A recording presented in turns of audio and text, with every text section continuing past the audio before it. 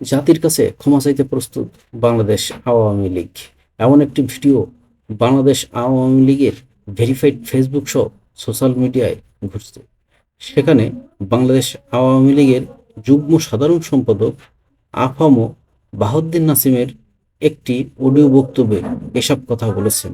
বাহাউদ্দিন নাসিম বলেছেন, আত্মগোপনে থেকে অনুশোচনা কি কারাগারের ভেতরে বসে করবে আওয়ামী লীগ? কিভাবে করবে? ভুলগুলো প্রকাশ করেই আমরা জাতির কাছে শুধরাবার পথ দেখাবো।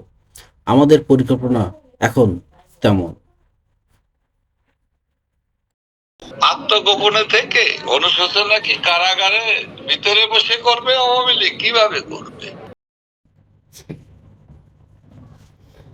ভুলের জন্য জাতির কাছে এই ভুল করেছি, এই ভুলগুলো প্রকাশ করেই আমরা শুধরাবার পথ দেখাবো। আমাদের পরিকল্পনা এখন তেমন। ভুলের জন্য জাতির কাছে আমরা এই ভুল করেছি প্রকাশ করেই আমরা জাতির কাছে ভুলগুলো শুধরাবার পথ দেখাবো। আমাদের পরিকল্পনা।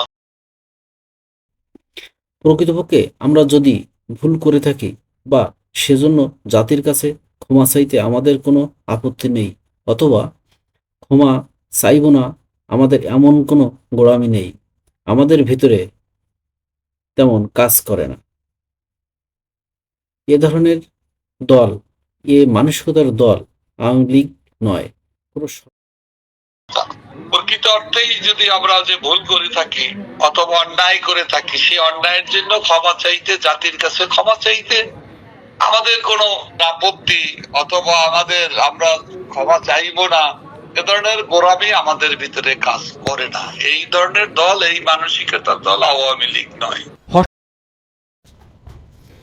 5ই আগস্ট সরকার পতনের পর আওয়ামী লীগের সভানেত্রী শেখ হাসিনার পর এই প্রথম কোনো নেতা আত্মগোপনে থেকে তার মতামত ব্যক্ত করেছেন।